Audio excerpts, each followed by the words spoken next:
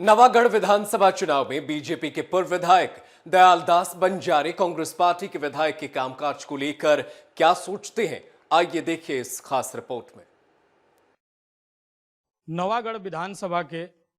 पूर्व विधायक और छत्तीसगढ़ शासन के पूर्व मंत्री हमारे साथ दयालदास बघेल हैं, जो पिछली बार कांग्रेस पार्टी से विधानसभा चुनाव में हार मिली थी, लेकिन इस बार भी ये भारतीय जनता पार्टी से नवागढ़ विधानसभा के प्रत्याशी पद के प्रबल दावेदार हैं। अब इनसे जानते हैं कि पिछली बार जो जनता ने इनको नकारा था उसके पीछे की जो वजह क्या थी और इन क्षेत्र में अगर अगली बार विधानसभा का टिकट मिलता है तो किन मुद्दों के साथ ये जनता के बीच में जाएंगे। तो सवालों की हम शुरुआत करते हैं मंत्री जी कि जो 3 बार आप यहाँ से विधायक रहे, 2 बार मंत्री रहे, यहाँ की जनता भी आपको चाहती थी, लेकिन ऐसी कौन सी वजह मिली जो 20,000 मतों के ज़्यादा मत से आपको हार स्वीकार करना पड़ा? क्या है, सबसे पहले तो आपके एशियन जो चैनल है उसको मैं बहुत बहुत धन्यवाद देता हूँ और आप सबको नमस्कार। क्या है, पिछली बार जो चुनाव हुआ उसमें मुख्य कारण था जो हार का, ये यहाँ के जो झूठा सरकार ये जो अभी वर्तमान में है उनके द्वारा इतना प्रलोभन दिया गया, इतना घोषणा पत्र में जारी किया, झूठा मूठा घोषणा पत्र जारी किया और उस घोषणा पत्र में जनता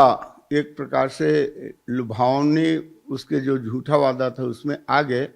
और आ करके ये जो निर्णय लिए, मैं तो कहना चाहूँगा उसका जैसे कर्जा माफ़ी तो किया नहीं, मात्र अल्पकालीन कर्ज माफ़ किया है, मध्यकालीन दीर्घकालीन कर्जा को तो छुआ नहीं। दूसरे बैंक का 2500 रुपये धान के कीमत दूंगा बोले, 2500 रुपया ये जो दे रहा है, बाकी तो जो केंद्र सरकार का राशि है, सिर्फ ऊपर का राशि जो है वो क्या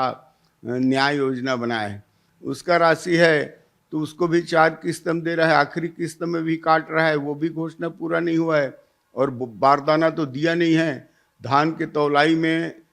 2-2, 3-3, 4-4 किलो एक तौल में एक्स्ट्रा तौलाई किए हैं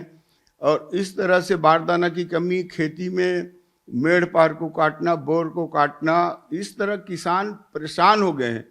वो किसान बोल रहे हैं कि ये तो 2500 से अच्छा था हमारे भारतीय जनता पार्टी में जो राशि मिलता था, एक मुश्त बोनस का और धान के राशि मिल जाता था, इस प्रकार हमको परेशानी नहीं होता था, तौलाई में सही तौलाई होता था। इस तरह के जनता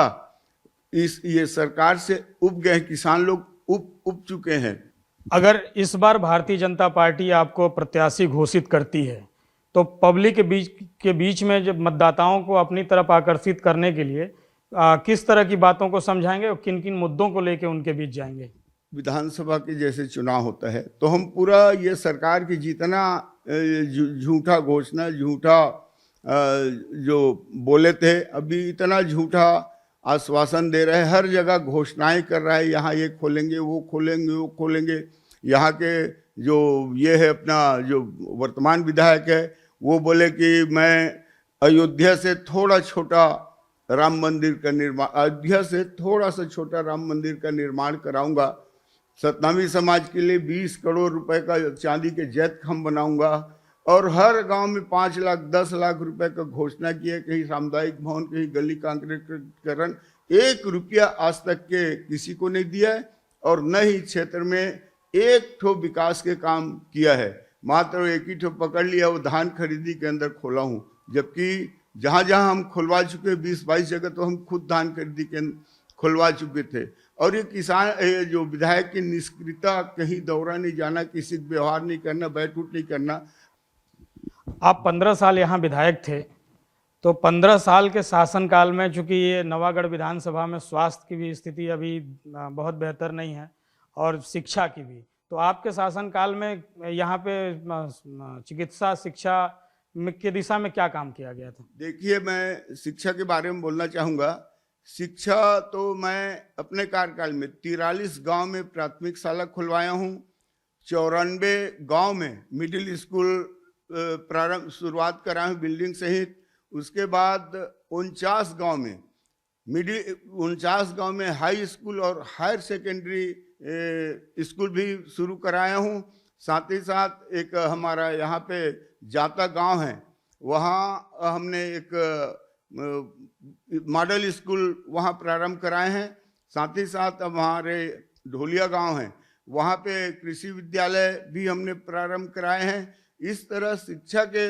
दृष्टि में देखोगे तो हमारे कार्यकाल में बहुत अच्छा रहा है और जगह समय समय पे हम मॉनिटरिंग करते रहते थे अधिकारियों के साथ में। और रह गया स्वास्थ्य की बात, स्वास्थ्य के संबंध में भी हमारे कार्यकाल के पहले तो कुछ नहीं था। एक तो नवागढ़ था, नवागढ़ में भी हम ही कराए हैं। नवागढ़ है, आपके मारो है, इधर टेमरी है, उधर खंडसरा है और दाढ़ी है, और अनेक गांव में आज के तारीख में हमने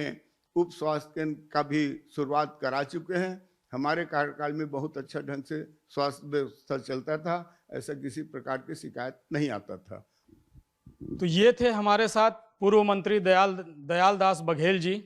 जो अपने 15 साल के कार्यकाल में यहाँ स्वास्थ्य से लेकर शिक्षा और सड़क से लेकर पानी तक का पर्याप्त इंतजाम किए थे। अब इस बार जनता के बीच फिर ये जाने की तैयारी कर रहे हैं और अपने मुद्दों को समझाने की कोशिश करेंगे। अब उसमें देखना होगा कि इनके मुद्दों को जनता कितना स्वीकार करती है और इनको फिर सरकार में भेजती है।